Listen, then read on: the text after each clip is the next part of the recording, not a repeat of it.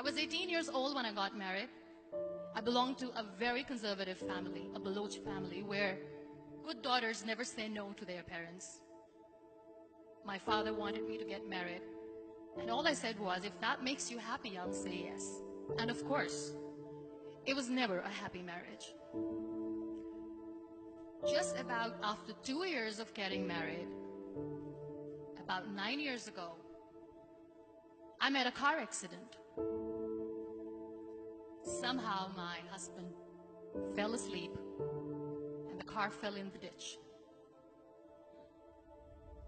He managed to jump out, saved himself. I'm happy for him. But I stayed inside the car and I sustained a lot of injuries. The list is a bit long. Radius ulna of my right arm were fractured. The wrist was fractured. Shoulder bone and collarbone were fractured. My whole rib cage got fractured. But that injury that changed me and my life completely was the spine injury. Many people came to rescue. They gave me CPR. They dragged me out of the car. And while they were dragging me out, I got the complete transection of my spinal cord. Those 2.5 months in the hospital were dreadful. I was at the verge of despair. One day, doctor came to me and he said, well, I heard that you wanted to be an artist, but you ended up being a housewife. I have a bad news for you. You won't be able to paint again.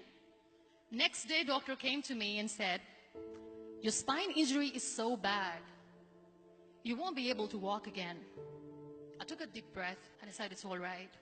Next day, doctor came to me and said, because of your spine injury and the fixation that you have in your back, you won't be able to give birth to a child again. That day, I was devastated. I started to question my existence. Why am I even alive?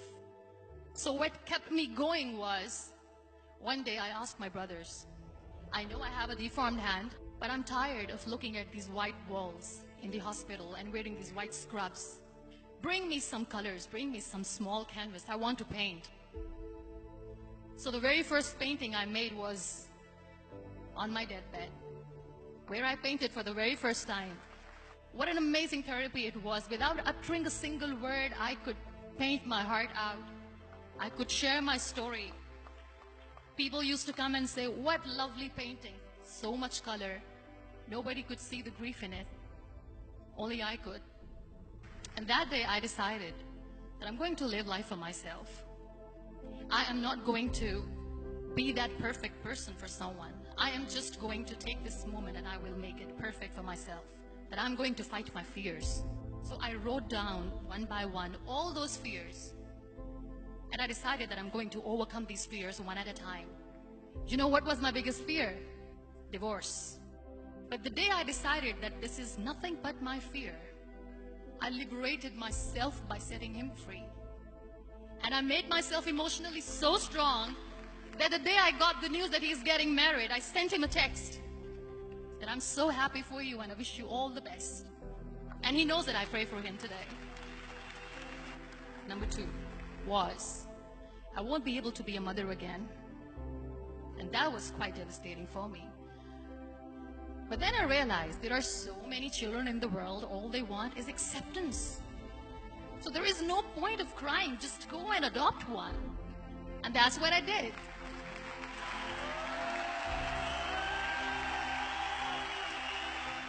I gave my name in different organizations, different orphanages, and I waited patiently.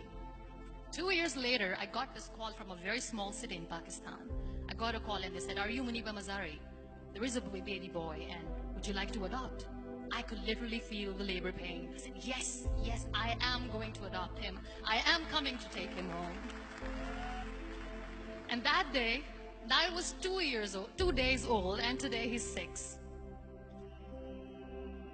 You know, when you end up being on the wheelchair, what's the most painful thing?